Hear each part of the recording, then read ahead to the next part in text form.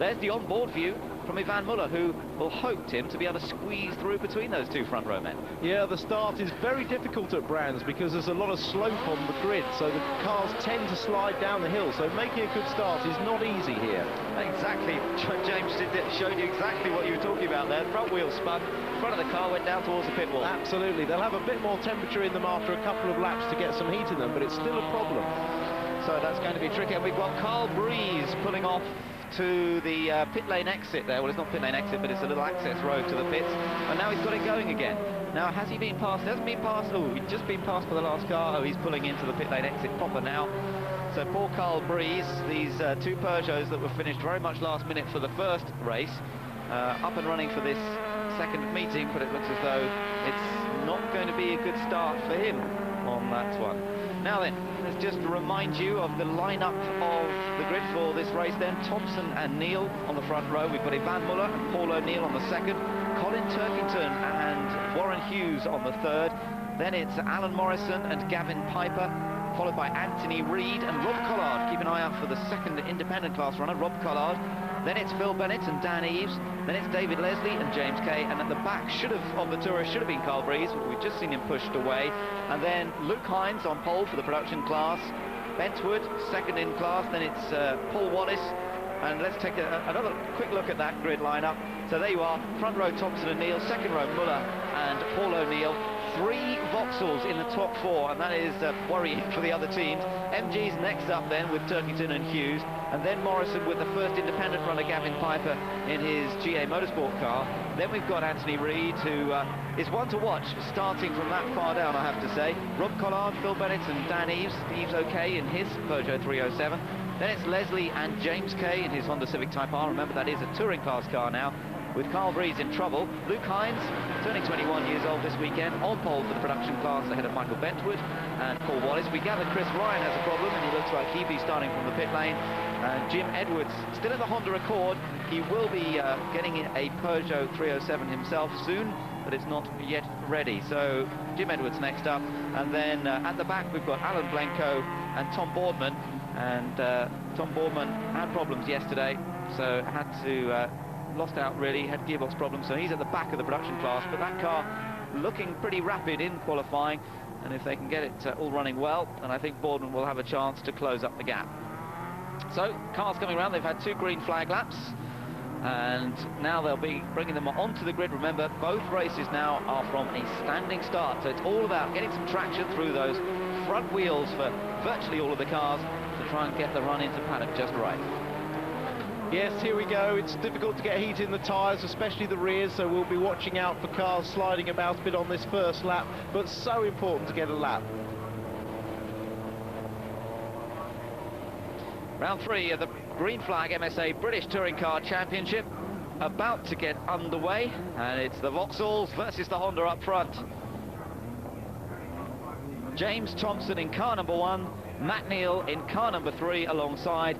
But watch out for Ivan Muller, who will start on the second row. He's got his teammate Paul O'Neill. What will the Vauxhalls do to try and box out Matt Neal in the Honda? They may well try and work together, but that may allow the MGs just behind them to come through as well. Colin Turkington and Warren Hughes starting, remember, on the third row of the grid. Alan Morrison and Gavin Piper next up. Matt Neal has to do something pretty special this weekend.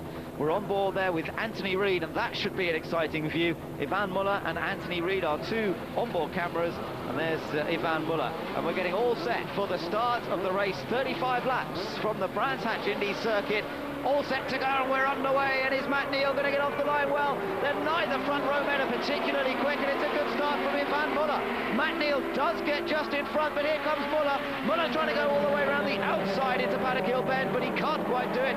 And it's Matt Neal in the Honda who gets away. And what a great start from one of the MGs. I think it's Turkington, but we'll see as they come up into Druids for the first time. I think actually it might be Hughes up into 3rd place, I think. Fantastic start from him. But Matt Neal it is who's managed to get the advantage as they come down through Graham Hill Bend and onto Cooper Straight for the first time. Yeah, fantastic start there by Matt Neal and Warren Hughes. What a great start he made to find his way through, but it's Matt Neal who's got the advantage. He's blocking a little bit on this early lap just to try and get the heat in the tyres and then get away. So he needs some consistent fast laps now. So McNeil with the lighter car, no ballast as a result of the non-finishes, but on board with Ivan Muller. He's running in second place. Warren Hughes runs in third. Right behind it, Muller takes a nice wide line into Paddock Hill Bend as they head down the dip, hits the bottom of the track effectively there, the bottom of the car grounding out, and Muller having to defend from Warren Hughes in third place.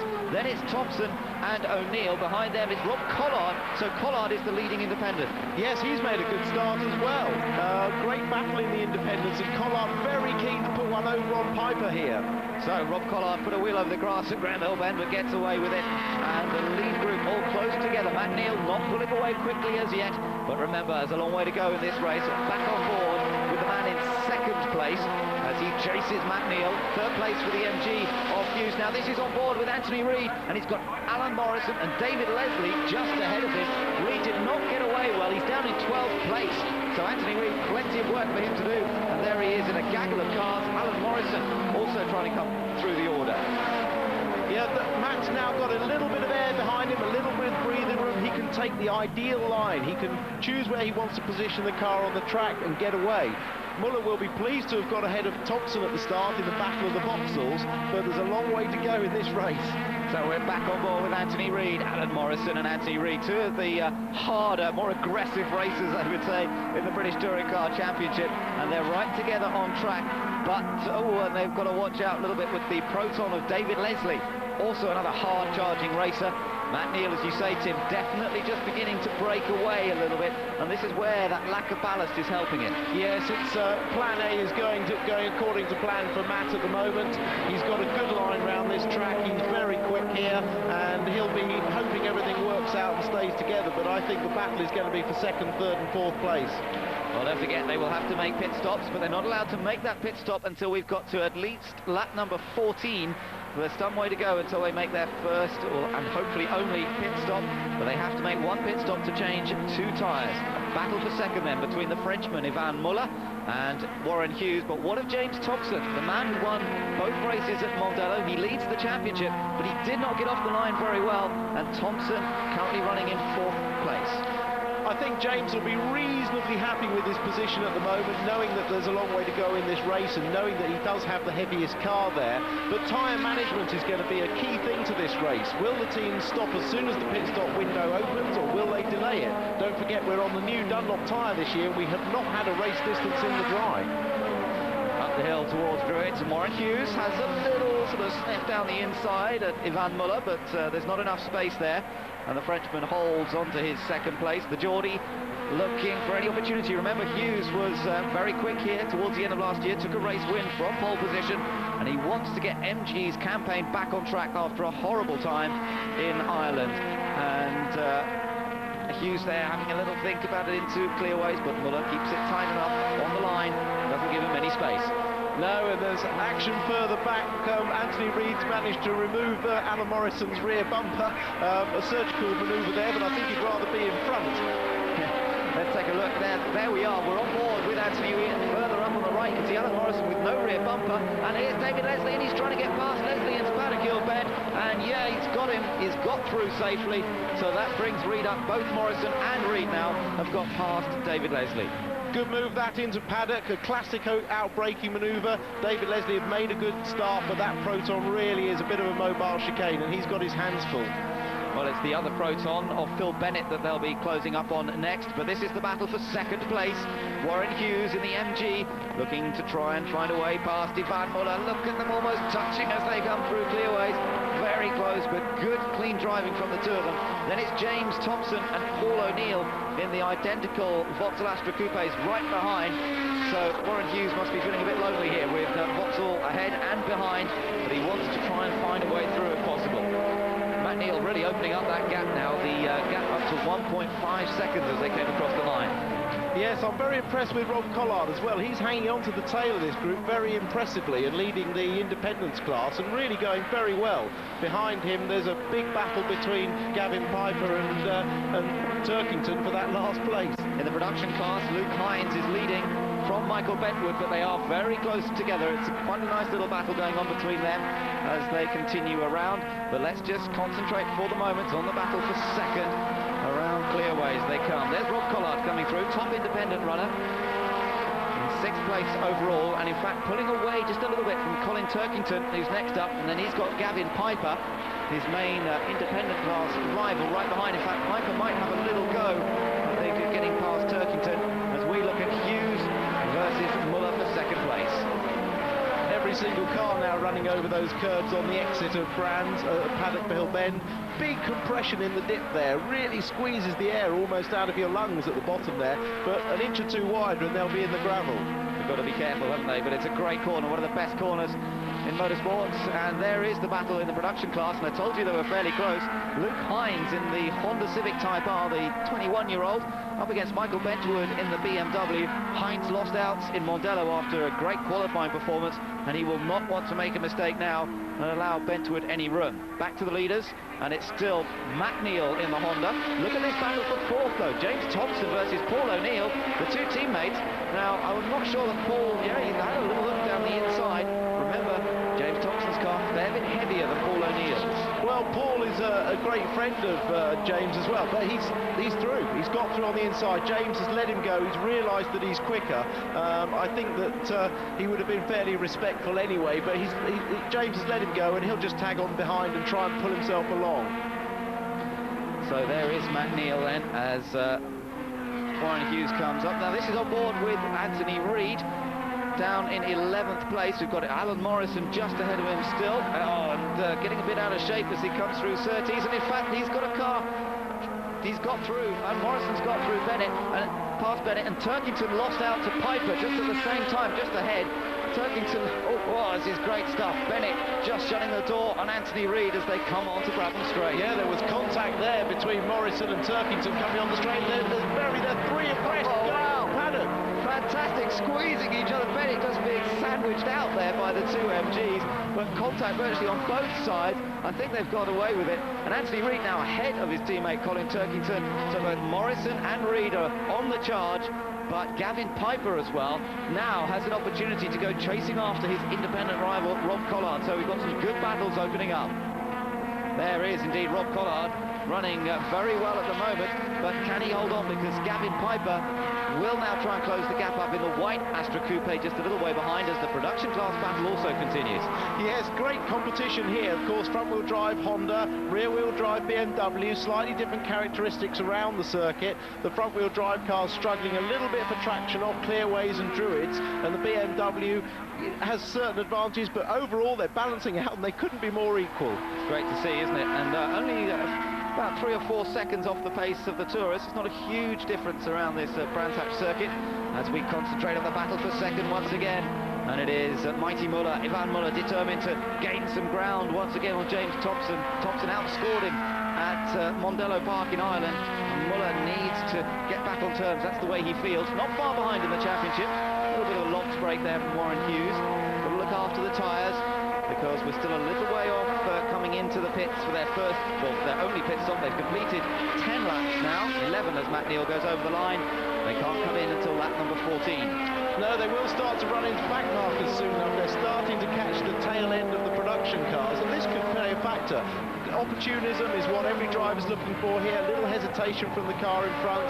So, Warren Hughes will be really looking for an opportunity, perhaps when they get to the back markers, to pull one on Ivan Muller. Yeah, well, if of course the pit stops are going to be pretty close battles as well. If they're running this close on track, it may well be down to the teams to sort them out. Matt Neal already coming past some of the back markers. That was Jim Edwards he was passing in the production class, of course, the production class Honda Accord. But Matt's got enough of a gap not to have to worry too much about it. Meanwhile, Ivan Muller and Warren Hughes come out of clearways, 2nd and 3rd. Paul O'Neill still running 4th, James Thompson 5th, Rob Collard in 6th place as the production class battle continues once again. Luke Hines driving the Honda Civic Type R, run by Barwell Motorsport, up against Michael Bentwood. And the BMW prepared by Edenbridge Racing had some great performances last year. Edenbridge Racing with Norman Simon driving the car. This year Michael Bentwood, who switched from single-seaters, has done a lot of racing in Formula 3 and in Formula 3000, and now doing well in the production class. So here we go, bit of a run for him up towards Paddock Hill Bend, but can he brake late enough? Not really close enough on the approach to the right-hander, so he follows Luke Hines Hines down the hill, and still can't quite gain any more momentum. No, they're very equal on everything, power, handling, but Bentwood's really trying to put the pressure on and disturb Hines. He wants Hines looking in his mirror, distracting him a little bit. Perhaps he'll miss a braking point or make a mistake, but so far Luke Hines is driving like a real veteran, very professional, very smooth. He's a youngster, but he's had a huge amount of experience, of course, particularly through his karting days. He's the son of Martin Hines, many times world champion in gearbox karting, and so he's plenty of experience himself, not only in karting but in Formula Ford, and he's showing well now in production class. So the battle continues. Up front, the leaders, not much difference between what's happening. Matt Neal still leads. There's second and third. Ivan Muller, followed by Warren Hughes. And then it's still Paul O'Neill again. Warren Hughes gets very, very close to the back of Muller's car as they come past Tom Boardman in the production class Peugeot 307. Well, these are the opportunities that Warren's been looking for. He didn't get one there, but we may get one soon enough in the pit stops, because the end of this lap, the pit stop window will be open, and it won't be long, I don't think, before we see a few cars in. I would expect Matt Neal to stop very early. He's got the advantage at the moment, and he won't want to lose it. Lights on Muller's car. Look at that, Hughes almost pushing him around. There are teams beginning to prepare, VX Racing themselves beginning to prepare in pit lane for pit stops now that the pit lane has been opened up. Hughes just puts a wheel over the grass, but it's okay. Matt Neal is in charge of this race, very much so at the moment. In these dry conditions, the Honda is working perfectly, as we had come to expect towards the end of last year. The Honda really came on song in the last few races of 2002, and now Matt Neal showing that performance in style at the moment, but there's plenty of time to go in this race as the battle for second continues. Muller, Hughes, then O'Neill, and now we're beginning to see people coming into the pits, and James Thompson coming in, so he's going to be one of the early ones to stop. Back on the view of second place, Ivan Muller and Warren Hughes. There is James Thompson, so VX Racing crew go to work. Not a lot of space in the pit lane this weekend because of the champ cars, but that was a good, clean stop. Very good stop. James always likes to stop early. He likes to get on with the second part of the race, and he's made a good pit stop. He's back out into clear air on the track. He can really get his foot down now. Gavin Piper has also made his stop, so in the independence battle, that'll be an interesting one. Phil Bennett's also just coming out of the pit lane, so he's made his stop.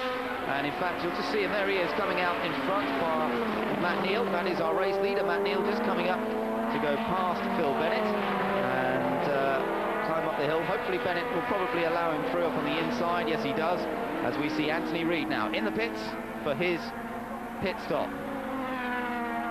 Held in place and then released, and away he goes. Pit lane speed limit has been reduced slightly this weekend because of the narrow confines of the pit lane with the champ cars here, down to 35 miles an hour. Yes, it feels like you could get out and walk faster than that speed. It really is an eternity coming down the pit lane, but it's for safety. We saw it was necessary at Mondello, and I think it's a good thing, but the guys will be anxiously trying to get to that exit board and plant the throttle. David Leslie has just been in and is back out again, so we're still waiting for our race leader, Matt Neal, to make his pit stop now. As the pit lane opens on lap number 14, it closes on lap number 26. As long as you make your pit stop in some part of that pit window, as it's called, then you're okay. So Neal can afford to stay out there a bit longer before he stops. Yeah, he can. I mean, obviously, if he goes halfway, he's evening out the wear on his tyres between the two halves of the race. But so far, his laps have been very consistent, but I really would expect him to stop very soon. We're pretty much at the halfway mark now, lap number 17. It is a 35-lap race, so we're just about half distance. Matt Neal may well choose to come in pretty soon now. We're seeing the Proton there. I think Neal's staying out for the moment because Honda crew not ready for him as yet. It may well be that we'll see Ivan Muller coming in fairly soon. Still running in second place is Muller, as Matt Neal crosses the line once again. His gap, his lead up to over 4 seconds now. So this really has gone to plan. He made a good enough start. It wasn't a brilliant getaway from the front row, but it was just good enough to get past Thompson and just defend from Ivan Muller, who made a great start from the second row. And ever since then, Matt Neal has been in charge. Into the pits now has come Warren Hughes, and Alan Morrison also into the pits. Bit slow on this right front though. They've got a problem there, you can see didn't want to go on properly, and that's lost Morrison some time. Yeah, of course, it was a right front wheel that came off Matt Neal's Honda at Mondello, so I think they need to work on that pit corner. Now, it was Colin Turkington, my mistake there, who came into the pits of the MG, so Hughes has not yet made his stop. We still haven't seen the leaders come in yet. Neal, nor Muller, nor Hughes have come in yet. Rob Collard's still out there. He hasn't made his pit stop yet. So Dan Eaves and James Kay as well, they've moved up the leaderboard as they're still waiting for their time to come into the pits. Two reasons really for staying out. The first one is to have better tyres at the end of the race, and the second one is to gain a point for leading the race at some point. Yes, of course, an extra point for that. So that's a vital one, and it could prove to be pretty crucial. Michael Bentwood is now in front of Luke Hines. So Bentwood has got ahead of his rival. Might be just partly with all this traffic around, it makes life a little bit more difficult. There is Alan Morrison then. He's made his pit stop, lost his rear bumper quite a lot earlier in this race, if you remember. Had a couple of good runs at Mondello in particular, last time out. And into the pits then does come our race leader, Matt Neal. And we've just got to see whether... I think Muller's behind. Yes, Muller is coming in at the same time, so it's a straightforward battle, but of course Matt Neal had a big advantage coming in this time. He did, over 4 seconds, and as long as this pit stop goes to plan, he should carry that out, but we'll watch anxiously. Muller's pitting further down the pit road. The Honda team have finished their pit stop. Great stop from Muller though. Look, they've got him going. Muller's got going. Matt Neal is going to come out behind Ivan Muller. How on earth did they manage to lose 4 seconds? They lost 4 seconds there. And look at the battle. This is effectively for the lead with Paul O'Neill going around the outside. Well, is this a repeat of last year with Thompson and Muller? Is he going to break first? Well, they are still side by side. Muller on the inside, O'Neill on the outside. Absolutely together and just trying to squeeze him out, and still side by side, and O'Neill's not giving up, and Paul O'Neill gets back in front of Ivan Muller. Great stuff between these two, and you might not have expected it from Paul O'Neill, but he gives as good as even Ivan Muller or James Thompson. Well, fantastic by Paul. I really thought he would defer to Muller, the sort of senior partner in the team, but he stuck it down the inside. He's got the hotter tyres on. Good on you, Paul. Excellent performance from Paul O'Neill. So at the moment Dan Eaves leads because he's not been into the pits yet. Warren Hughes has just been into the pits, he just rejoined, and Hughes comes out right in with those 2 Vauxhalls, so that's pretty exciting as well. Muller's controlling a slide and Hughes is right with him. Hughes is right on the inside. Look out for Hughes on your inside here. Side by side into Druids, and Hughes trying to get second place from Ivan Muller. This is fantastic. The MG versus the Vauxhall.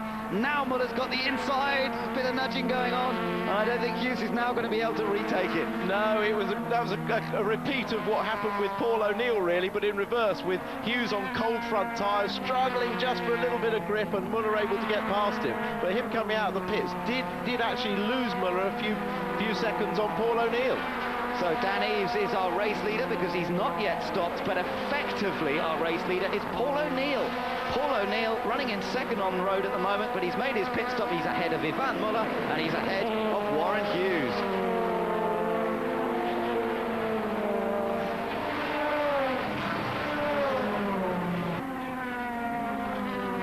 Welcome back to Brands Hatch, round 3 of the Green Flag MSA British Touring Car Championship underway, and the top 4 cars are all pretty close together now. It is Paul O'Neill, the race leader. Ivan Muller, again, just as he was in the first part of this race, having to defend from Warren Hughes running in 3rd place in the MG. There he is, those two still together, but it's Paul O'Neill who is leading this race and really showing that he's not prepared to give Ivan Muller and James Thompson the advantage, and Ivan Muller really getting into a slide through Paddock O'Bannon. This given Hughes a chance. Oh, he's made a bit of contact up towards Druids.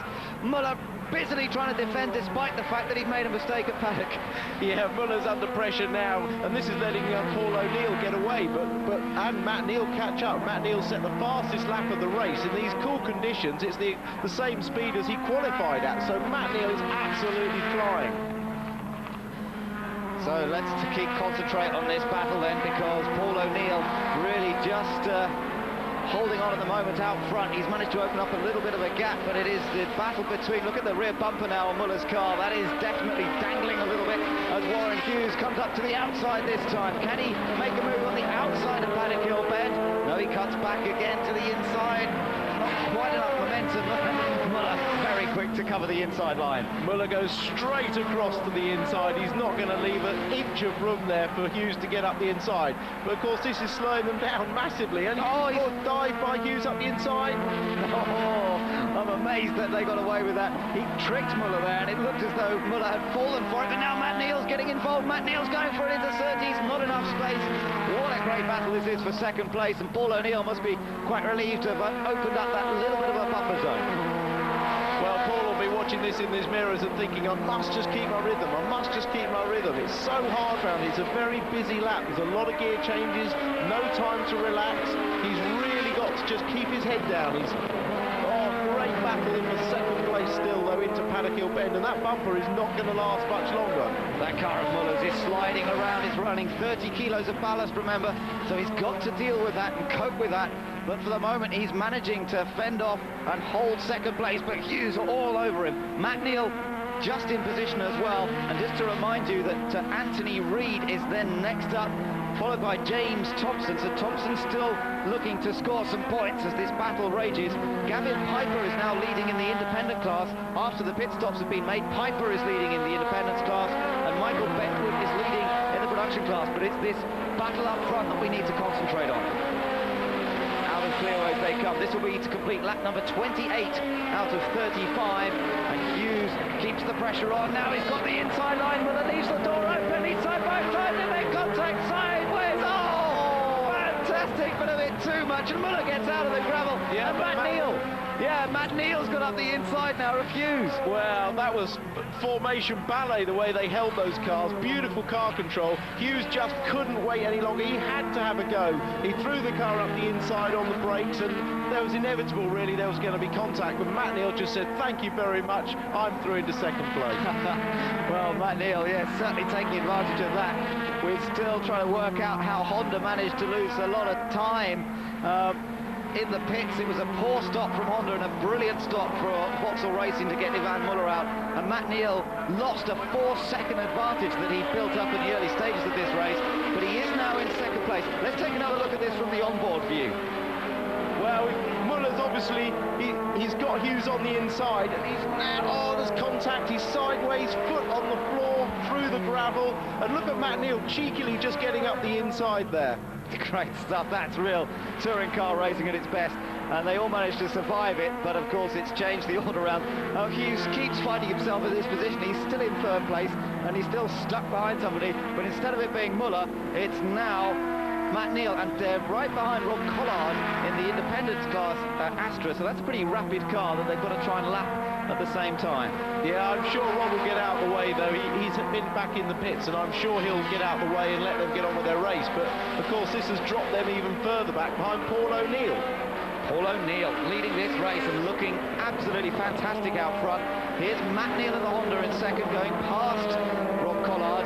And Rob Collard, remember, now down to second place in the independence class after having made his stop. As Warren Hughes still trying to find his way through. James Thompson further down the order, remember. Hughes having a little look down the inside into Graham Hill Bend here, but he knows that somebody like Matt Neal is not going to give him the line there unless he's truly alongside.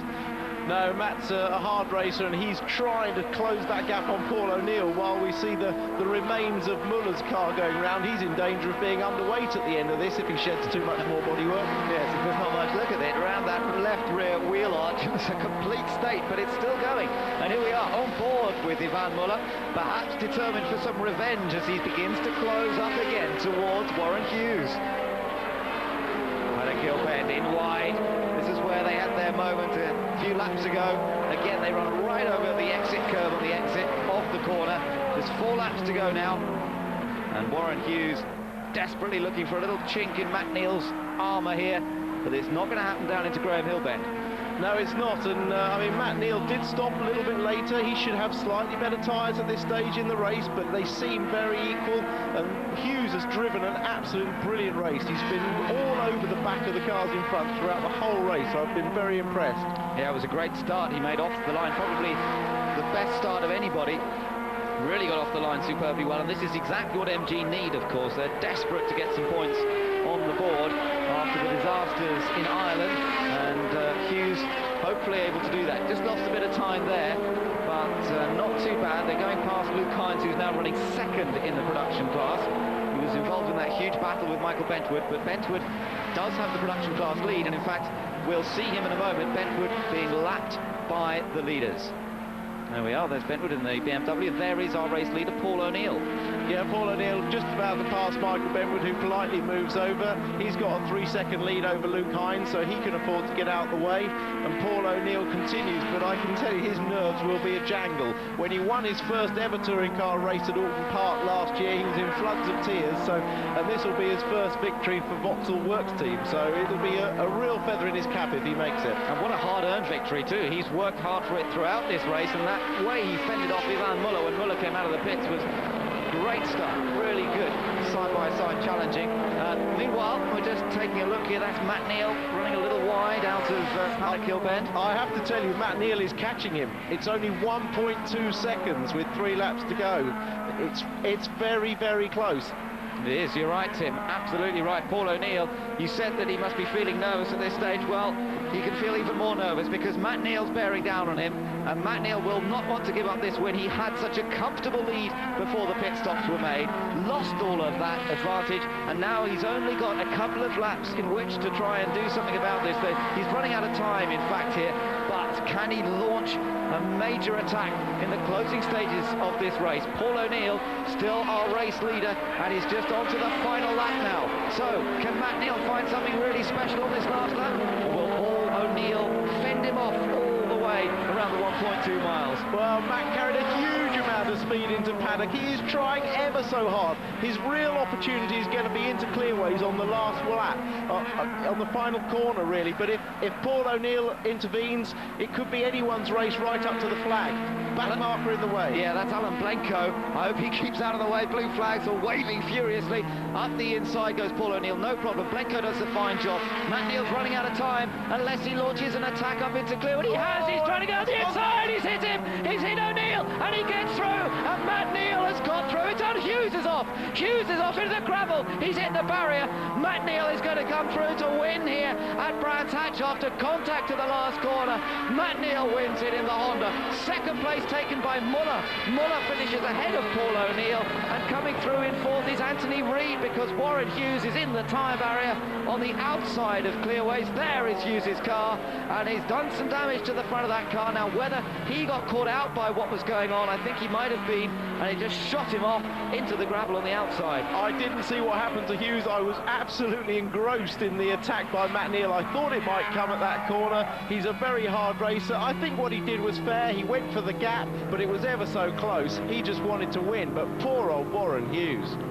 Poor Warren Hughes and poor Paul O'Neill as well. Let's have to have another look at that a few times, I think, Tim, try and see what we can make of it. Matt was always going to make an attack, really, wasn't it? The last lap, Paul O'Neill must have known that if he left the door open anywhere, Matt Neal would go for it. But how much alongside did Matt Neal get there? We'll have to take another look in a moment. But Matt Neal, the winner. He won here at Brands Hatch, one of the first races of last year on the Grand Prix circuit. And he's come back and he's won for Honda this time, as opposed to Vauxhall that he was driving for last year. It's Honda's first win of the season, and they've beaten Vauxhall. And that will mean so much to them. It's so important to get their championship back on course, but I don't think Vauxhall are going to be too pleased with Matt, their ex-driver, after the incident on that last lap. Well, it all changed on that last lap with Muller gaining second place after struggling all the way through the race. Hughes dropping down, and poor old O'Neill as well dropping to third place. Well, let's take a break and see what happens afterwards.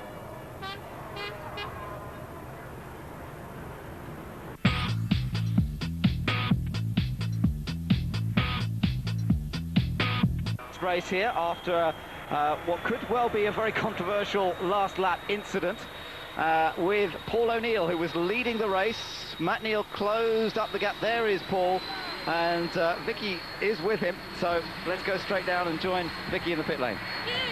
Oh, Paul, you had a pretty monstrous end there, but what exactly was going on at the end? Was it a bit of a brutal shove? I don't know. I just know I was miles ahead. I'm keeping my concentration because the lad's got a brilliant pit stop. And I was just going round, and I lost my concentration a bit and got a bit loose on the old crap on the outside line, sorry. And I thought, oh, they're catching me up, so I just defended my line. And a Honda just hit me from behind. But I mean, I've won before, so I wanted to win, but, you know, I'm on the podium, so I'm pleased for the lads. They did a really good job. How were your nerves when you could see Matt Neal coming closer and closer towards the end? He wasn't really coming closer and closer until I made him come closer. I just started to think my tyres were going off too much, and they weren't. And, you know, I should have won it by 2 seconds or so, but, you know, it happens, doesn't it? But I'm just really happy for Vauxhall. We put in a good performance. And do you think Matt Neal put in a fair pass? Well, I don't know. I'll ask Matt. We'll see what he says. But, you know, racing's racing, and that's the way it goes, isn't it? No, well done. Really Nice happy. one. Thanks. Well, that's pretty impressive attitude. Couldn't be much more laid back than Paul. We're looking at that incident again, Tim. Matt did come from a long way back, didn't he? Well, I mean, it can look that way on television, but I think, to be fair, that Paul O'Neill was really slowing down a lot earlier and perhaps more than he needed to. Matt was just trying his hardest, but certainly the contact is rear of his car and front of Matt's. Here we take another look at it. Coming up the inside, there is a gap initially, and then Paul's turning into the corner. Knocks the back end of the car. Now, what's interesting is what happens to Hughes, because Hughes is coming around the track, seems to be online, and then suddenly his car just goes straight on here. Yeah, he's got steering lock on, so either something broke or he ran over some debris and lost grip on the tyres, but very strange accident. That was weird, and something must have gone wrong. Let's go down to Vicky again. Matt, that was slightly vicious, some might say, towards the end. I think there was a fair bit of busyness going on out there in the whole race, all the way through. It looked a fairly physical race. I thought we got it in the bag to start with. Came in for the pit stop. Ended up in 5th. I'm not quite sure how we managed that. Do you have any idea how that sort of happened? Because you had about a 4-second lead. I think we might have had a wheel stick on the front right, or I'm not too sure. We'll have to talk about it later. So are you happy, though? P1, I'm over the moon. You know, it got a bit tight at the end with Junior, but you know, it's nice to open Honda Racing's winner camp for this year, because the car's fast. You know, the speed's in the car. We just got to rack up some more wins. And you got fastest lap. Hey, another point. Well done. Thanks. Well, Matt certainly needs something to get his championship back on course, but let's take another look at another angle of this incident involving Matt Neal. Now, this is good angle going up into clearways. Yeah, now that's an interesting one. It always looks different from the angle behind. And look for the MG going off in the background there. It just, oh, the right front's broken, I think. But he did run over some debris. He definitely ran over some debris as just behind, whether it was a little piece of bodywork that had come off the back of Paul O'Neill's car. But yeah, clearly you could see the front right wheel was broken, but I think he hit some debris on the track. Well, that was a nasty incident indeed for Warren Hughes. That really is quite worrying when the car just does not respond to the steering and takes him straight off. And of course, they've got to try and get that car repaired for the second race here this afternoon. And there are no spare cars, of course, allowed in British touring cars, so they have to make the repairs to that car to get him back out later on. Let's take a look at the result then.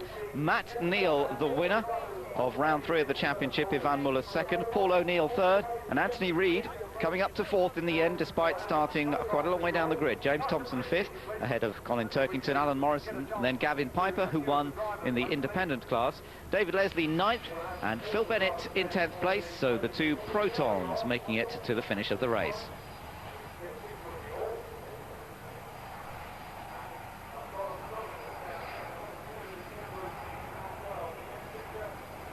So the view here along the main straights at Brands Hatch, good turnout of people, more and more people still arriving here at Brands Hatch this morning. And Matt Neal made an adequate start, I would say, not much more than that. And James Thompson was very slow off pole position for race number 1, so it's not always the best place to be here. And watch out for Anthony Reid, that's the onboard view. He's on the outside of row 2. If he gets a clear run into paddock, watch for him trying to go around the outside. Absolutely, sometimes around the outside of paddock is the best way to go. He's got slightly less camber on the road as well, being higher up, so he may well make a good start. So they move away on their green flag lap now to get a little bit of tyre temperature up, and making their way around. Meanwhile, we're talking about the problems for the MG camp, and Vicky is with Dick Bennett. Dick, what was the problem with Warren's car? Because I saw the engine was out. Yes, unfortunately Warren was doing a storming race, finished up on the gravel through no fault of his own, and to be safe, we checked the engine over, it was okay. Then they went to fire it up and it wouldn't run. So then we had to then take it out again and put another new one in. So yeah, the guys have done a storming job, and yeah, hopefully he has a good race. Mega, thank you. Well, they've been working hard down there. Let's just hope that Warren can back that up with a good performance. Let's take a look at the starting lineup then for this second race. It's Matt Neal and Ivan Muller on the front row of the grid, Paul O'Neill and the MG of Anthony Reid on the second row. On the third row, James Thompson and Colin Turkington are in the MG. Then it's Alan Morrison in his Honda Civic and Gavin Piper, the top independent. David Leslie and Philip Bennett next up in their two Proton Olympians. Then it's Dan Eaves and James Kay in his Honda Civic, a touring class this year, remember. Rob Collard in the independent Astra. Then Warren Hughes all the way back in 14th place. Carl Breeze behind him, and then we're into the production class. Mike Bentwood on pole position for that. Then it's Luke Hines, Paul Wallace, Alan Blenko and Jim Edwards. So Jim Edwards starting in 20th place and hoping to score a few points. He lost out to Michael Bentwood effectively in the points chase after that first race. So they're just getting a little bit of tyre temperature up now. Track conditions have remained good all day. A somewhat different environment to the one we saw at Mondello Park a couple of weeks ago, but it's still allowed plenty of close racing earlier today, Tim. Well, too close for some, obviously, but yes, great racing. Brands Indy Circuit always produces very close grids and very close racing, and not a fair share of its share of excitement. And I'm sure we're set for some more of the same in the second race.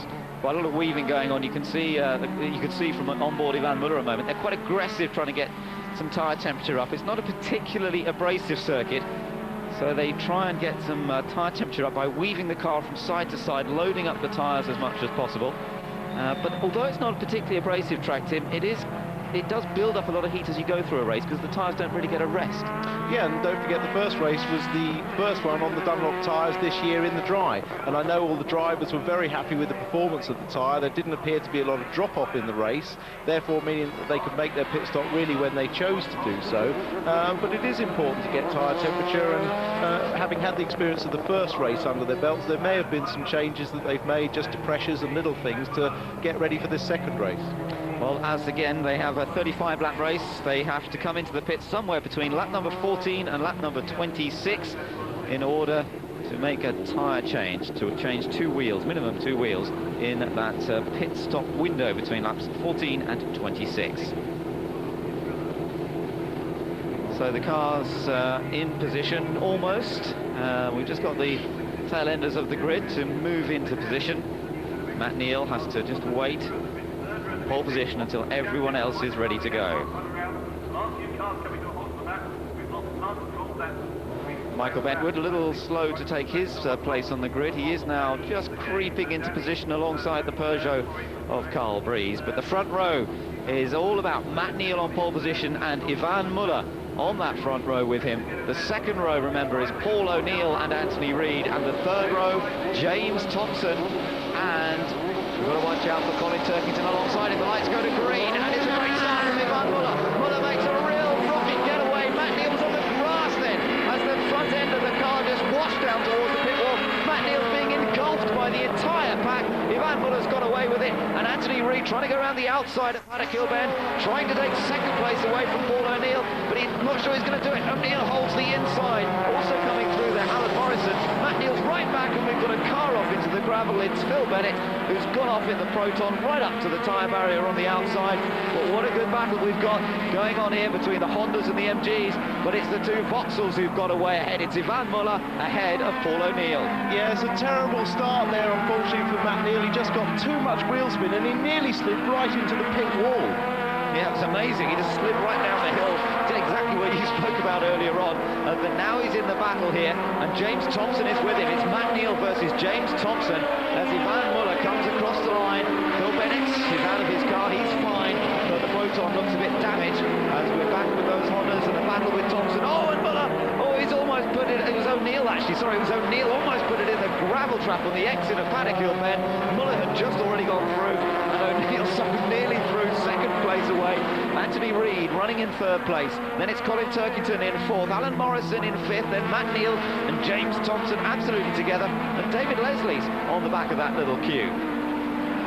Yeah, Muller's got the chance that he wanted now. Although his car is fairly heavy, he's got a bit of a healthy gap. He hasn't got the fastest car, Matt Neal, up behind him, and he really wants to capitalise on this.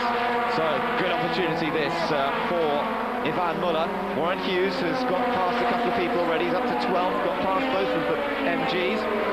But this is the battle between the Hondas and James Thompson. Matt Neal now wanting to get back past his teammate Alan Morrison, who's running in 5th place. So 5th, 6th and 7th we're looking at as they exit Paddock Hill Bend. 2 Peugeots then coming through, and the leader in the production class is Michael Beckwith in the BMW, but back with Alan Morrison and Matt Neal, and it's still Morrison just ahead of his teammate as James Thompson follows them through Graham Hill Bend. Ivan Muller, Paul O'Neill, the top 2, and it's Anthony Reid and Colin Turkington. 2 Vauxhalls, 2 MGs and 2 Hondas. It's all very neat and tidy at the moment, Tim. Yes, and 2 Peugeots behind them. And we're looking at a move now by Warren Hughes up the inside of Gavin Piper. Very neatly done. He's got through very cleanly. Yeah, that was a good move from Hughes. So he's on his way up through the field, but how much time has he got? Don't forget the car's pretty light, so that helps him under braking as well. And Gavin Piper not wanting to get into trouble with one of the championship class cars. He wants to win the independent category, remember. Still right over the curve on the exit of Paddock Hill Bend. Alan Morrison and Matt Neal. Fastest lap for our race leader though, Ivan Muller. Not by very much, because only fractions of a second separating them at the moment. It's very close at the moment, but Ivan's building a nice little lead. The 2 MGs just behind having a battle, and the 2 Hondas as well. Matt Neal, I think, slightly frustrated at his bad start, and he'll be anxious to try and get past his teammate Morrison. Well, these 2 MGs putting on a good display at the moment. The very experienced Anthony Reid, man who's been competing in motor racing from many years ago, 45 years old now, but he's up against Colin Turkington, the youngster in the team, the 21-year-old. He's come through single make saloons, the Fiesta Championship. He's a former grass track racer as well, and now he's trying to get on terms with Anthony Reid. We're on board with Reid right now, and Colin Turkington following him, shadowing him as they come through the hairpin. It's still Ivan Muller who leads, and Paul O'Neill in second. Awkward situation this between teammates. Nobody likes to be following their teammate. Oh, as Reedy gets wide over the curves there. No one likes to follow their teammate for too long, but really you have to pay a little bit of due deference to the man in front and not take any chances, which could affect your overall manufacturer point score. Yeah, good point. And they don't want to lose any more points than they have to. They've had a tough enough start to the season as it is. Behind them are the 2 Hondas, and it's still Alan Morrison and Matt Neal. Muller comes across the line, 5 laps completed. He has an advantage of 1.2 seconds over teammate Paul O'Neill. Matt Neal still having a little look at getting past his teammate Warren Hughes, going through there in 9th position. So Hughes has managed to get past David Leslie, but we gather that Gavin Piper has had problems. He's in the pits, they've got the bonnet up, so obviously a fairly terminal problem there, which gives the independence lead to Rob Collard again. So Collard, yes, will be hoping to capitalise on that as these 2 MGs continue to do battle over 4th or 3rd place. Anthony Reid in 3rd, Colin Turkington in 4th position, and then that slight gap back to the 2 Hondas. Nothing to choose between them, and James Thompson is also right in that battle as well. They just need to try and work together perhaps a little bit, not contest the position too much, because they must not let the 2 Vauxhalls ahead get too far ahead of them before the pit stops are made. In the background there you can see James Thompson aggressive through Paddock Hill Bend, but not in a position to challenge the 2 Hondas ahead of him. The last few laps, James Thompson's been looking very hard up the inside of Matt Neal into the final corner at Clearways, locking the brakes up and getting ever so close, but he hasn't quite found a way through yet. Well, don't count him out yet. James Thompson, winner of both races at Mondello to start this season. He is the reigning champion, and he didn't have a particularly good run in his 200th British touring car race earlier on today. Look at Reid, gone wide, and Turkington's gone through on the inside. Colin Turkington's taking that 3rd place as they come out of Clearways, and that was a good move, but Reid's little mistake, just enough for Colin Turkington to take advantage. Well, that's pressure from the youngster there, showing on Anthony Reid. Colin Turkington, very quick, very young, very aggressive. He loves putting the pressure on his older teammates, and it was Reedy that cracked. He was. Yes, indeed, just skating a little wide, turning in, and Turkington said thank you, although he's now a little wide. Look at that, right out on the wide line. Turkington, I think he's just about got it back in time. He has, but he'll have picked up a few marbles on his tyres as we see Dan Eves' car retiring. Unfortunate, another disappointing debut for the Halfers team, but they'll get better. Yeah, if you run wide on the corner, you're going to pick up a lot of dirt on your tyres. It takes a few corners to clean that off, and you can see Reedy attacking straight away back as Turkington's running wide again. Well, this is a great view from on board with Anthony Reid. Colin Turkington almost letting him back through then, and it's on the approach to Paddock Hill Bend that Reid will try and take advantage, although he's not really close enough, and he's got to watch out because Alan Morrison's only just behind him now, and Matt Neal's right there as well, so is James Thompson. Yeah, this little battle between the two MGs as they run wide again has allowed both the Hondas and Thompson to close right up, so we could soon be looking at a 5-car chain. Well, it's good stuff. Thompson hasn't found a way past either of the Hondas yet, but they're getting closer together all the time. Ivan Muller has the advantage. Paul O'Neill's in a pretty comfortable second. And on the grass, Matt Neal's on the grass down there at Graham Hill Bend. Thompson's just got past him, so Thompson gains that one place, just nipping through as Matt Neal was just wide out of Graham Hill Bend. Again, only a slight mistake, but in this sort of company, if you make one little mistake, somebody's going to have your place. Absolutely, that was a little mistake, if you like, that James Thompson was looking for, and I think if this group really get together quite closely, we could see some different pit strategies from them when the window opens, because if you're running in traffic and being held up, the best thing to do is get in the pits, do your compulsory pit stop and get back out into some fresh air. Well, Matt Neal will be even more disappointed now. He was on pole position, had an opportunity to try and take a second race win here today, but he's dropped right down the order. And Thompson now has a challenge, and at the back of this little group now, amazingly, Warren Hughes has also caught up to this battle, so that's pretty impressive from the back of the Tourers. Excellent drive. He was the fastest of the MG drivers in the first race, and he on a mission. Very disappointed to lose that position on the last lap of the first race, and Warren is now going to be joining this train and sticking in amongst them, I'm sure. Yeah, he's currently in 8th place. Behind him is the leading independent class car, that is Rob Collard. As Hughes crosses the line, Michael Bentwood still leads in the production class from Luke Hines and Paul Wallace. So status quo in the production class, but Warren Hughes, the man on the charge, he was so rapid in the first race. He's got absolutely no ballast on board at all. In fact, has removed ballast as a result of not finishing the first race. The car's running light, and now he's beginning to put the pressure on Matt Neal. Yeah, that 5-car train has now developed with Colin Turkington stretching out a bit of a lead in front of them. And not far behind them, Rob Collard really hanging on very well as the leading independent. Yeah, it's good to see that, and it just shows that the privateers can run competitively with the rules as they are in touring cars now, and that's got to be good news for everybody as still this battle rages. Anthony Reid now really beginning to defend from Alan Morrison. Alan Morrison in the Honda looking for an opportunity perhaps here to go down the inside, but Reid knows how late he could break into Paddock. There's a little puff of smoke. He breaks so late, and look at Thompson. Thompson really carried a lot of speed into Paddock Hill Bend, but there was nowhere for him to go, and now he's trying to go all the way around the outside as Morrison gets boxed in. Well, it's very difficult to get around the outside. Sometimes you can do it, but it's very, very difficult. The track's dirty and it's a longer way to go round. Well, this is great stuff. No one quite knows where to go next. Look at them. Matt Neal in the train as well. Anthony Reid is the one leading it for the moment. Morrison right behind him, then James Thompson. James Thompson in the Vauxhall, chased by Matt Neal, and then Warren Hughes working his way up from the back of the grid. And this is the charge as they come out of clearways, and Thompson could be well placed now. It could be Thompson who has a chance to challenge into Paddock Hill Bend. The leaders have come through, Muller and O'Neill. Turkington's gone through in third, and here comes this raging battle for fourth. Well, we have to thank Anthony Reid for making this exciting for us. He's holding them up terribly, and they're going to be some excited and frustrated drivers in there.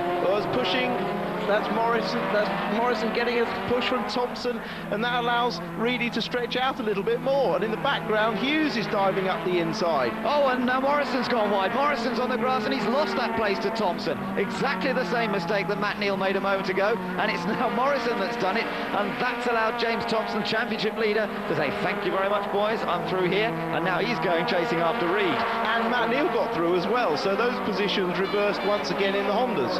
Oh, big shunt on the straight. Production class Chris Ryan has turned the car around onto the pit straight. didn't see if there was contact there, but that's a big accident. Yes, now this surely will bring the safety car out, and we're on lap number 13, not quite in the pit lane open scenario, but very nearly. Pit lane opens on lap number 14, so pretty close to that in the car. I'm glad to say, by the way, Chris has just stepped out of the car. He's okay. Yes, he looks completely unharmed. These cars are incredibly strong, so even a hit like that against a wall, and they're structurally intact, so glad to see he's all right. This is a bit of a disaster, unfortunately, for Ivan Muller. He's going to lose the lead that he had as everyone catches up the gap they had to him. That's right, yes, it was looking good for Muller. He had opened up an advantage. He and Paul O'Neill were looking in good shape. But, well, Chris Ryan, that was a big, big hit indeed. We didn't quite know what started it all off. Good thing is he's okay, as we can see, making his way down the pit lane. There is the car, and you can't really see the full extent of the damage. It's the front end of the car really looking knocked about, I have to say. There we are. So Ivan Muller is our race leader, but his advantage has been wiped out by the safety car. Teams are getting ready to make pit stops for their compulsory pit stop to change two wheels, and it looks as though quite a few of the crews are all set to receive their cars. I'm glad to see you in one piece. What happened? Well, I got overtaken by the two Vauxhalls. Last time I looked in the mirror, there was nobody there. As I came out of clearways, I saw Wave Blues, looked in my mirror, and that was it. You got hit at exactly the same time. You know, these cars are a lot quicker than us. I'd have said he had time to wait a couple of seconds to establish my position. As it is, the car's wrecked. There was some hefty whack into the wall. Yeah, well, it's fine anyway. But and you're okay? Yeah, I'm fine. Thanks, Vic. Oh, thank you. We need some budget now. Thanks, Vicky. Well, we've got all of the leaders into the pits already, and some of them already making their way out. Ivan Muller getting out very quickly. Colin Turkington managing to gain second place there, as behind him comes Paul O'Neill. Yes, and there was some confusion between some of the drivers further back, wanting to come in the pit lane, and then at the last minute not coming in. I think the pit crew either weren't ready or couldn't decide which car to bring in first. And both of the Hondas have actually carried on round the circuit and haven't pitted yet.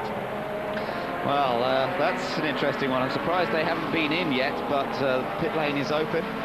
Also interesting, as I saw Reed come out of the pits there, Tim, he suddenly seemed to go quite quickly as he went past Thompson, and then suddenly slowed down as if his pit lane speed limit didn't work or something. So he may be in a bit of trouble. We'll have to watch out for that. He could well be, and they actually continued the argument as to who was in front out on the track. It took half a lap before they could decide who should be in front. So I think Tomo's on the radio already to his team saying, I'm not at all sure that Reed should have done what he's just done, so there could be some arguments going on down there. They come around behind the safety car. Now the question is, which Honda has come into the pits? Who has seniority in the pit lane?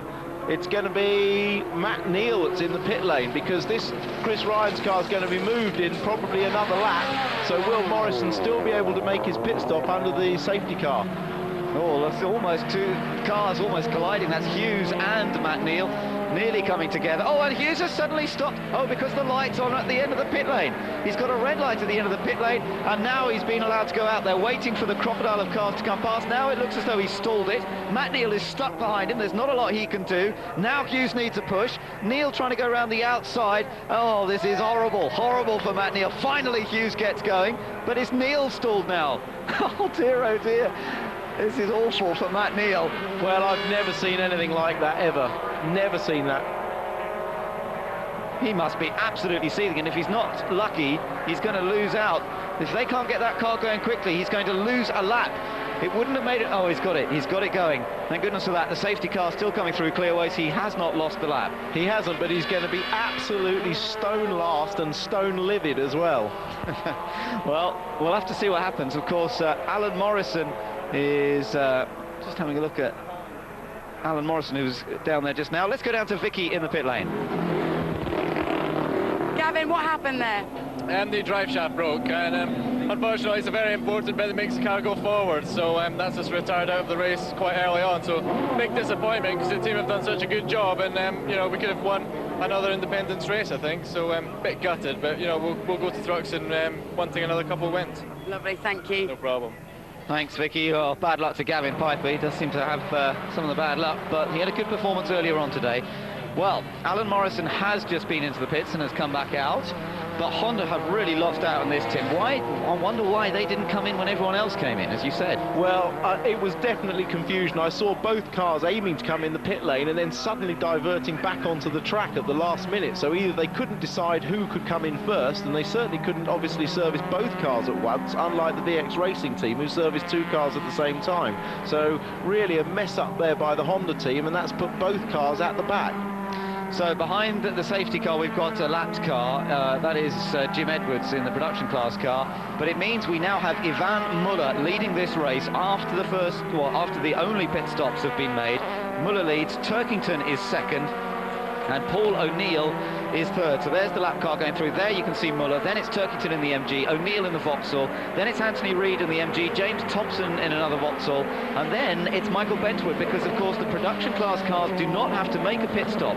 So Michael Bentwood is running in a genuine 6th place overall at the moment.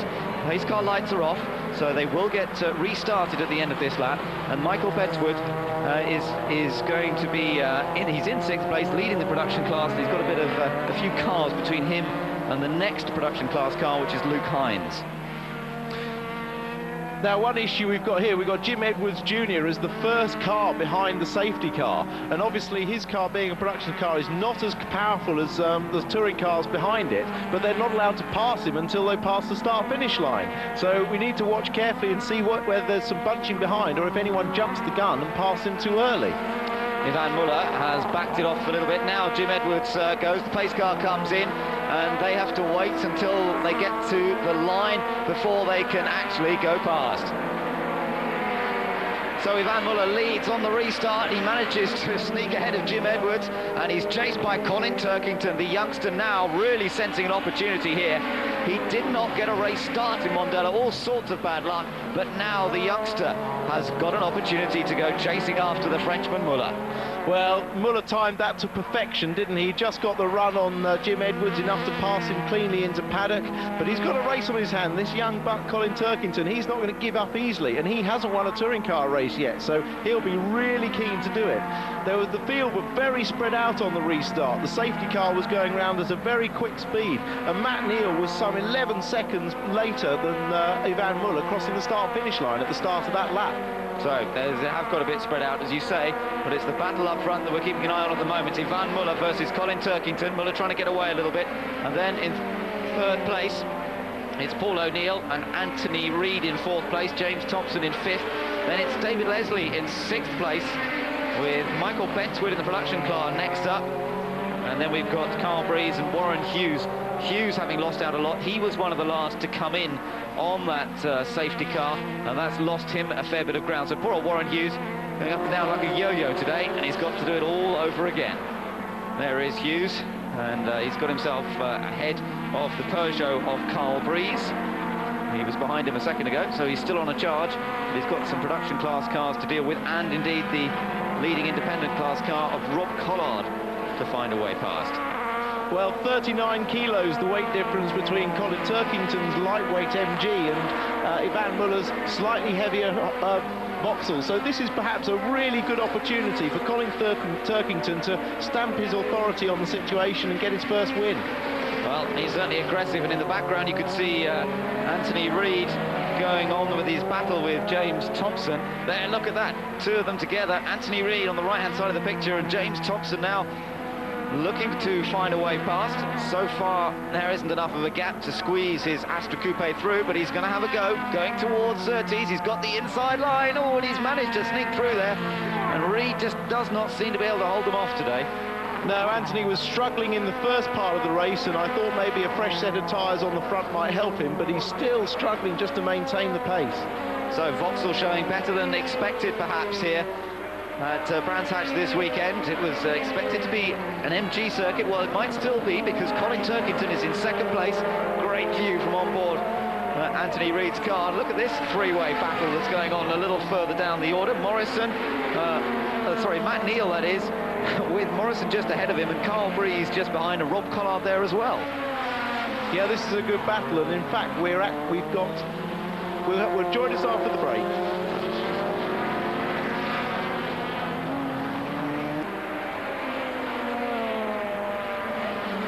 back to Brands Hatch. We're in round 4 of the British Touring Car Championship. And up front, it's Yvan Muller, the Frenchman, leading after 25 laps of the 35 has been completed. And the restart worked well for him, and he's managed to pull away a little bit from the challenge of Colin Turkington. And in fact now, Tim, if anything, Turkington's beginning to have to watch his mirrors, because he's got not one, but 2 Vauxhalls chasing him down, and Turkington there just put a wheel on the grass out of Graham Hill Bend. Yeah, as you said that, the pressure got to him, he ran wide, and he's got those hunting Vauxhalls behind him, Paul O'Neill and James Thompson.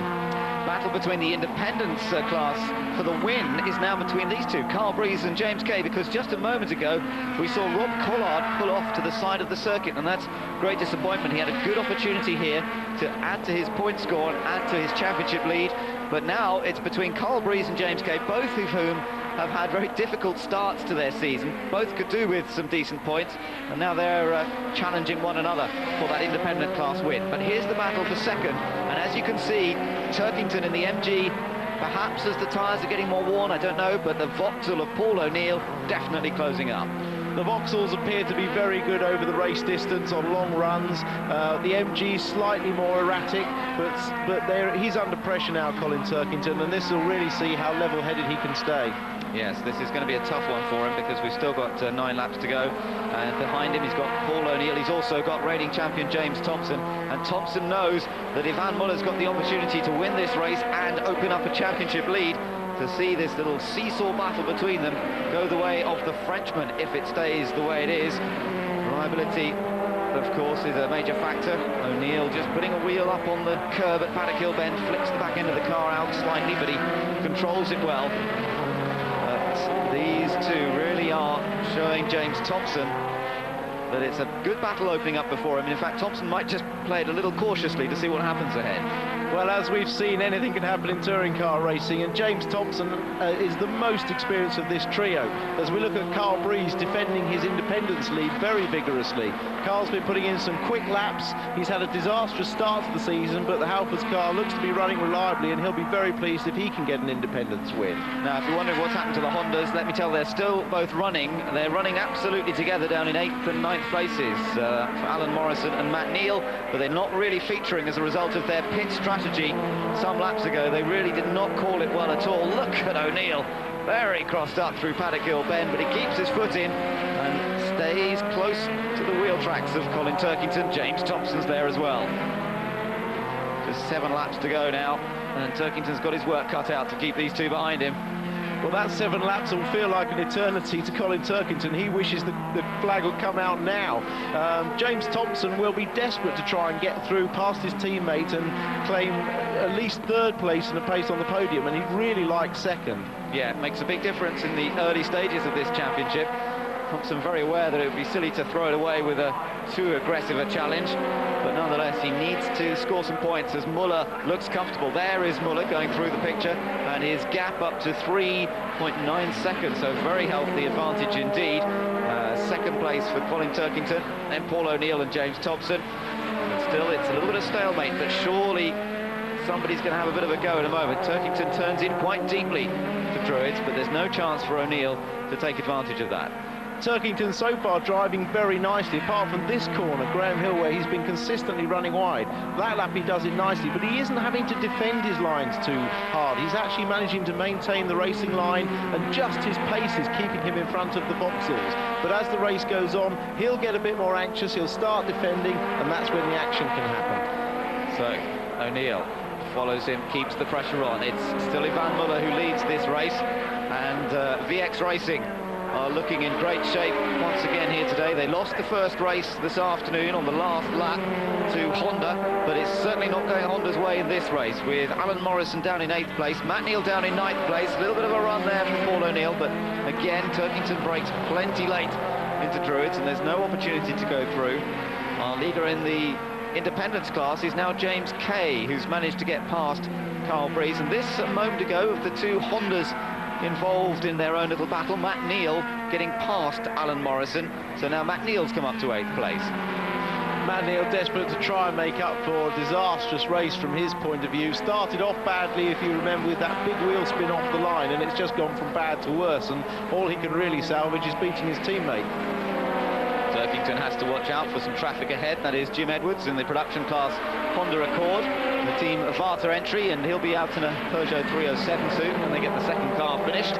But he's going to just race here at Brands with that Honda Accord one more time. Up towards the hairpin. In the background we can see the other two MGs of Reed and Hughes, but they're not really able to close up to this battle. Anthony Reed running in 5th place, Warren Hughes down in 6th position, but it's Colin Turkington who's leading the MG attack at the moment. Now what's happening here is Paul O'Neill allowing James Thompson through. Very definitely. Paul's had the radio call from the pits, move over Sonny, let the boss through, and James Thompson's gone through, and now we'll see whether James can get past Colin Turkington. I think the team felt, well, if Paul O'Neill couldn't get past Colin, give James a try. Yeah, and that's probably a pretty sensible move. Thompson can decide just how hard he's going to push, and I'm sure Turkington will be only too well aware that he's now got the reigning champion bearing down on him, and that might just add to the pressure a little as they head up towards Druis. They've got the back marker, Paul Wallace, just ahead of them in the production class car. He does stay out wide, just about. Takes to the grass, in fact, to make sure he keeps out of the way. He couldn't have really got any wider there, could he? Otherwise he'd have been lawn mowing. Well, Turkington's still there, but look how Thompson's closed up the gap over the last lap or so. And now, you could just see in the background there the other two MGs of Reed and Hughes. Thompson closes up on the approach to Clearways. Try and get a good drive off this corner, because this leads towards Paddock Hill Bend. Gets a good exit out of there, but is it going to be enough? Well, it's going to be all on the brakes, and now battle is joined until the end of this race. Turkington's going to have to defend. Tomo's looking down the inside, there's a bit of moving about, but this is really going to slow them down. Who's going to get a run here? Well, Paul O'Neill didn't. He managed to go wide even though he wasn't involved in the battle itself. Now Turkington's gone wide. Oh, Thompson seizes just that little chance, but of course Turkington should have the inside line for the left hand, although Thompson's gone down the inside. Thompson's gone down the inside. They hit sideways for Turkington. He holds it. Oh, and Turkington drives back into Thompson, and he goes off big time on the exit of Graham Hill Bend. And I think that perhaps Turkington felt a little aggrieved, almost seemed to come back again. No, I think that was a mistake. He wasn't deliberate at all. He was trying to stop the car from spinning by giving it full power on acceleration, and he had a little bit of steering lock on, and when it gripped, it just unfortunately turned him into Thompson. It wasn't deliberate at all, and obviously he's lost out from a great race. Well, that's a great shame, because what a superb performance he put on to that point, and it means that now it is a VX Racing 1, 2, 3. It's the Astras all heading for the podium, as James Thompson is now into 2nd place. Paul O'Neill is in 3rd. Tim, talk us through this again. Well, Thompson's been all over the back and coming down the hill. He leaves his braking really, really late, but he doesn't get cleanly alongside, tries to back out the mover and just tags the back of Turkington, who's now got full throttle on, but he's not got the steering straight. We didn't see it from the behind angle, and it just clips the back of Thompson's car, which then sends Turkington clean off into the barriers. So Turkington, mighty unfortunate there. That was just one of those incidents, really, where there's not much space, and the checker flag is out. It's Ivan Muller who comes through to take the victory. 2nd place for James Thompson, 3rd place for Paul O'Neill, and then the two MGs of Anthony Reed and Warren Hughes next up. Good result for David Leslie. He'll be pleased to get the Proton home in 6th position. Disappointment for Honda, though. That pit strategy really hurting them in the end, with Matt Neal down in 7th and Alan Morrison finishing in 8th place. Winner of the independent class, James Kay, in the Synchro Motorsport Honda Civic Type R, beating Carl Breeze, and winner of the production class, Michael Bentwood. Well, drama again right towards the end of the race there, Tim, but Ivan Muller had it all pretty easy. Well, he did, but he drove very well. Don't forget his car was carrying some 30 kilos of lead, but I thought it was time for Ivan to win. Statistically, I didn't think we could go 4 races without him winning, and he drove a cool, professional race. We didn't see any of those signs of impatience or mistakes that perhaps we've seen in earlier rounds, and he drove very, very well. The pit stop strategy was absolutely right, and that's where Honda lost out, and once again, Honda really, despite having a very fast car, they've actually ended up with next to nothing. And it was MG that took the challenge to Vauxhall this time, but at the end of the day, it's a Vauxhall 1, 2, 3. Yeah, and for Ivan Muller, that means that he moves to the lead in the championship, not by very much though, of course, because Thompson finishing in 2nd place, gaining that 2nd place right at the end means that the championship battle will still be very, very close indeed. And, well, there's nothing to choose between these two, as we've come to expect throughout the season so far. It's going to be about Ivan Muller and James Thompson by the looks of things. Stay with us. We'll be back with all the news and the interviews after the break.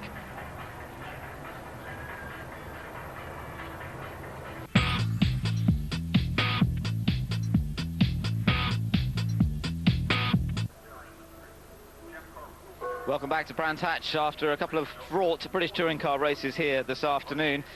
In the end, it's proved to be a very successful afternoon for VX Racing for the Vauxhall Astra Coupe, and particularly with the second race taking a 1-2-3 finish. And it couldn't be better, could it? James Thompson finishing second to Ivan Muller, Paul O'Neill in third place, and then in the end the two MGs of Anthony Reid and Warren Hughes, with poor Colin Turkington, who looked set for a good result, failing to finish in the end. Great day for VX Racing.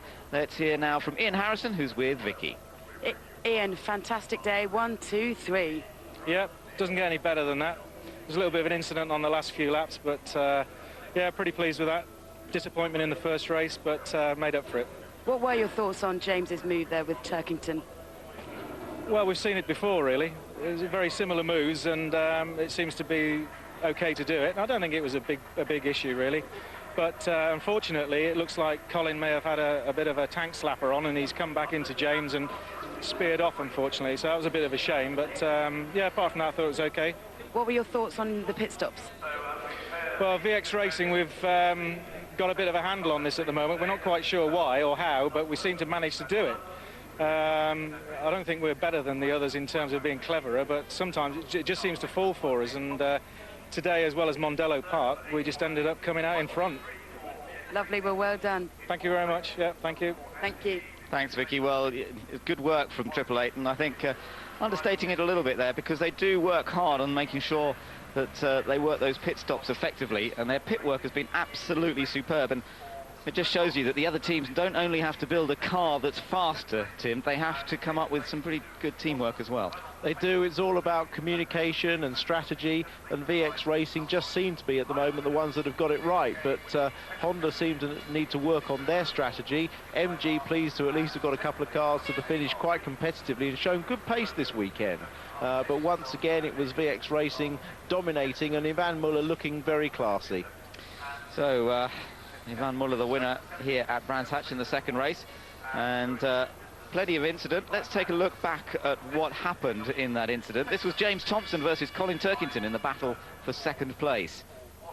Things had already got a little bit close and a lot of defending and blocking, and Thompson decides it's now or never, takes a lunge and then backs out of it at the last minute and clips Turkington, who does well to save it initially, but then just as he's collecting it together, tags Thompson, which spears him off into the tyres, and is very unfortunate. I was interested to hear Ian Harrison, the team manager there, sort of explaining that as being a racing incident, when he was most vocal and vociferal about the first race incident with Matt Neal and his driver Paul O'Neill. So it seems to me it's okay one way and not the other.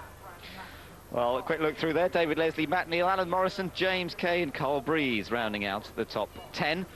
Carl Breeze failing to finish in the independent class in the end, or failing to win it this time. He finished, though, which is good news, because, of course, he didn't even get started in the first race. But James Kay can celebrate the 15 points for the win in the independent class. So Ivan Muller, the winner today. Let's hear from him.